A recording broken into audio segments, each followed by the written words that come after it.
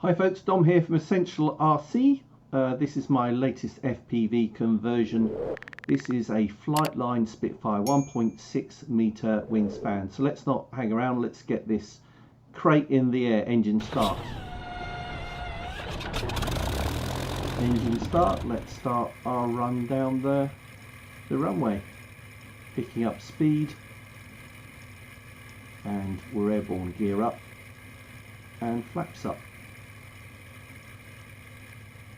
So pretty easy conversion, like the FMS Red Arrows BAE Hawk, same kit in this one. This is DJI 03 FPV system in an Atom RC pan tilt gimbal with a Matex 743 flight controller running iNav 7.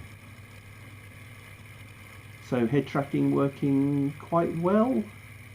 Can look over the wing, classic Spitfire view down the nose, and I like the look of that that prop spinning with its yellow tips. All the telemetry got on the left, so on the left from the top we got our ground speed, not airspeed. I could add an airspeed sensor if I wanted that maybe later. I've got G-force. Below that, my throttle position, so I'm 80% of throttle. The amps I'm pulling, remarkably low amps with this Spitfire, which begs the question, could I convert this to lithium ion? I suspect I could, because it is flying at such low amps. Pulling a loop, look to the side, inverted and on the way down. Nice. Below the amps I've got my full pack voltage. This is a 6S 6000 pack from George at Formax. Great packs these. And the average cell voltage 3.8 volts, so I've still got plenty left. Nice slow cruise down the runway on the far side. It's actually a training day today for novices, no other aircraft in the sky, but don't want to scare them, so keep far away from the pits. You can see the milliamp hours used of that 6,000 milliamp hour pack at the bottom there, and the distance from home, so 670 odd feet from my home position where I plugged in the flight controller. That would be my home position. So looking over the overall view, I'm quite happy with the cockpit frame. On the side windows and the top window, I cut out the transparent plastic for a better view, although the transparent plastic in this Flightline Spitfire is pretty clear, I have to say. I maybe wouldn't do that next time, but it does aid with the cooling, and I did have a problem with the temperature of the DJI 03 video transmitter. It does overheat quite quickly if it doesn't have air flowing over it, which it certainly does now. Nice wing over down the runway, and the look over to the right, all clear, banking to the right.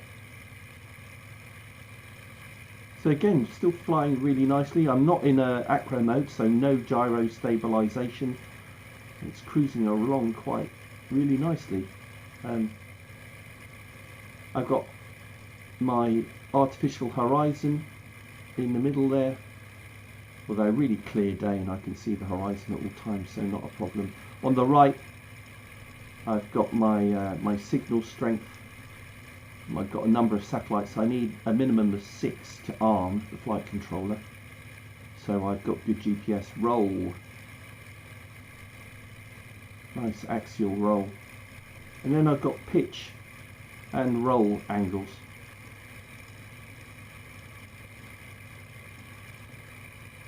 So yeah, the canopy frame, I could probably paint it on the inside.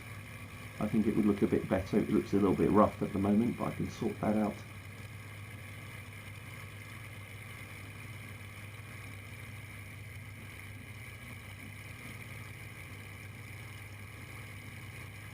Just nice easy circuits on this maiden flight,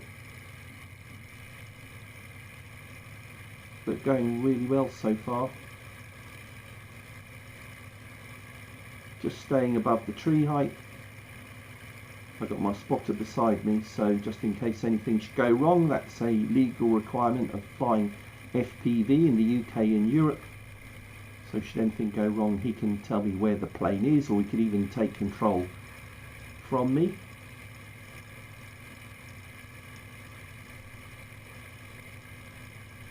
Alright, coming in for a landing, my gear down, my flaps are down,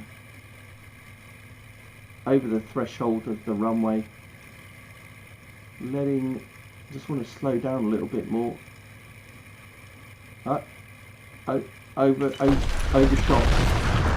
Overshot the runway, but I'm still in one piece, which is the main thing. No harm done. So hard to judge, I would say, that unlike the jet where we had strong winds last week and it slowed down very quickly. But minor repairs to do and we'd be back in the air.